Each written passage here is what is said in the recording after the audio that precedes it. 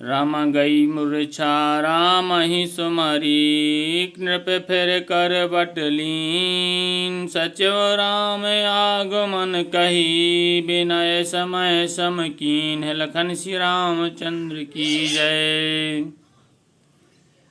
बोले। तोता भी सुन रहे हैं। इतने में राजा की मूर्छा दूर हुई। उन्होंने राम का स्मरण करके राम राम कहकर मैं फिर कर करवट ली। मंत्री ने श्री रामचंद्र जी का आना कहकर समयानुकूल विनती की। श्री राम अवन पे अकनि राम पगुधारे, धरि धीरज तब नयन उघारे। सचिव सम्हारी राहु बैठारे, चरण परत नृप राम निहारे। जब राजा ने सुना कि श्री रामचंद्र जी पधारे हैं तो उन्होंने धीरज धर कर नेत्र खोले। मंत्री ने संभाल कर राजा को बैठाया। राजा ने श्री रामचंद्र जी को अपने चरणों में पड़ते देखा। लिए स्नेह बिकल और लाई, गए मनि मनहु फनक फिर आ पाई। राम ही चिताए रहो नर नाहु, चला बिलोचन बार प्रबाहु। स्नेह से विकल राजा ने श्री रामचंद्र जी को हृदय से लगा लिया, मानो सांप ने अपनी खोई हुई मणि फिर पाली हो। राजा दशरथ जी श्री रामचंद्र जी को देखते ही रह गए। उनके नेत्रों में आंसुओं की धारा बह चली। श्री राम शोक बेबस कछु कहे न पारा, हृदय लगावत बारहि बारा। विधि मानाव राव मन माही, जहि रघुनाथ न कानन जाही।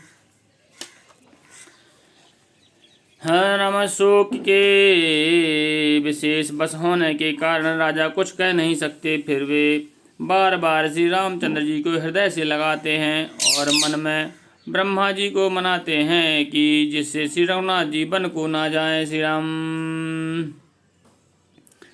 सुमारी महेश ही कहाई निहोरी, बिनती सुनहु सदा शिव मोरी। आशुतोष तुम अवधर गदानी, आरत हरहु दीन जनु जानी।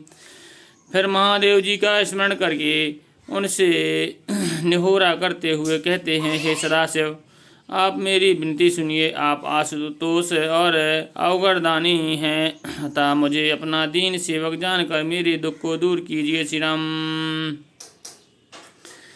तुम प्रेरक सबके हृदय, सुमति राम ही देहु। बचन मोर तज रहि घर, परिहर शील स्नेह। लखन श्री रामचंद्र की जय। आप प्रेरक रूप से सबके हृदय हैं। आप श्री रामचंद्र जी को ऐसी बुद्धि दीजिए जिससे वे मेरे वचन को त्याग कर और शील स्नेह को छोड़कर घर में ही रह जाएं। अजस होय जग सुजस न साऊ, नरक परौ बर सुरपुर जाऊ। सब दुख दुसहि सहावहु मोहि, लोचन ऊट राम जन होहि। जगत में चाहे अपयश हो और सुयश नष्ट हो जाए, चाहे मैं नरक में गिरूं अथवा स्वर्ग चला जाए, पूर्व पुण्यों के फलस्वरूप मिलने वाला स्वर्ग चाहे मुझ में ना मिले, और फिर और भी प्रकार के दुसह दुख आप मुझसे सहन करा लें, पर श्री रामचंद्र जी मेरी आँखों से ओट ना हो। श्री राम अस मन गुनाई राव नहीं बोला, पी पर पात सरस मनु डूला। रघुपति पितहि प्रेम बस जानी, पुनि कछु कहि मातु अनुमानी। राजा मन ही मन इस प्रकार विचार कर रहे हैं, बोलते नहीं। उनका मन पीपल के पत्ते की तरह डोल रहा है। श्री रघुनाथ जी ने पिता को प्रेम बस जानकर और यह अनुमान करके कि माता फिर कुछ कहेंगी। श्री राम हर देश काल अवसर अनुसारी, बोले बचन विनीत विचारी। तात काहूँ कछु करऊँ डिठाई, अनुचित क्षमब जानि लरकाई। देश काल और अवसर के अनुकूल विचार कर विनती वचन कहे, हे तात मैं कुछ कहता हूँ यह डिठाई करता हूँ, इस अनुचित को मेरी बाल्यावस्था समझकर क्षमा कीजिएगा श्री राम। अति लघु बात लागी दुख पावा, काहू न मोहि कहे प्रथम जनावा। देखी गुसायहि पूछऊँ माता, सुनि प्रसंग भय शीतल गाता। इस अत्यंत तुच्छ बात के लिए आपने इतना दुख पाया, मुझे किसी ने पहले कहकर यह बात नहीं जनाई। स्वामी को इस दशा में देखकर मैंने माता से पूछा, उनसे सारा प्रसंग सुनकर मेरे अब अंग शीतल हो गए श्री राम।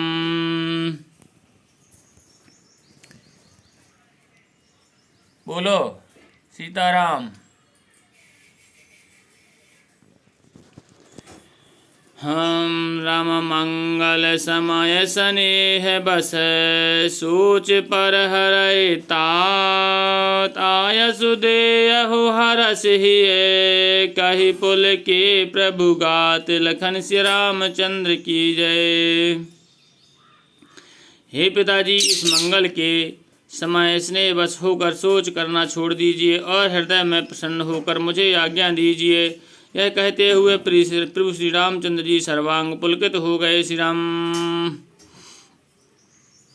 धन्य जन्म जगती तलतासु, पिताहि प्रमोद चरित सुन जासु। चारि पदारथ कर तलता के, प्रिय पितु मातु प्राण सम जाके।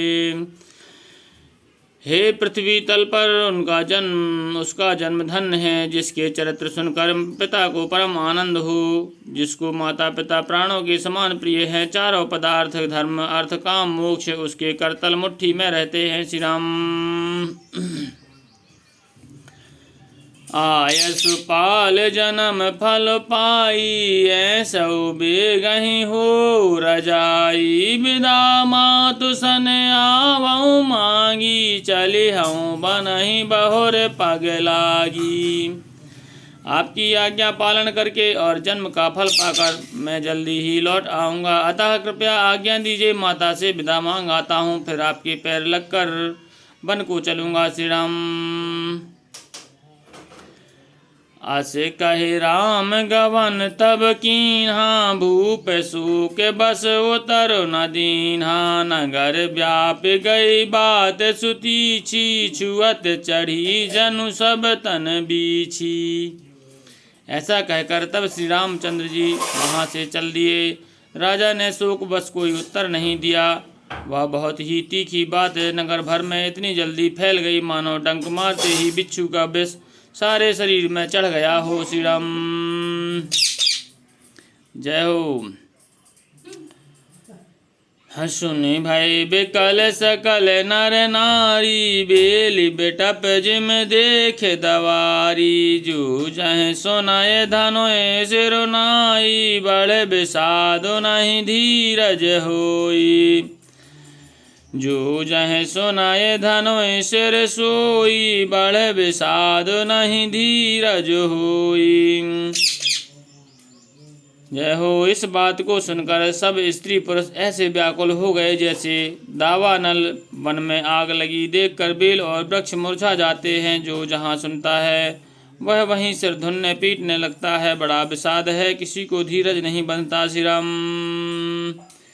मुख सुखाहि लोचन स्रवहि, शोक न हृदय समाय। मनहु करन रस कटकई, उतरी अवध बजाय। लखन श्री रामचंद्र की जय, पवन सुत हनुमान की जय, गोसाई तुलसीदास की जय, बोल भाई सब संतन की जय।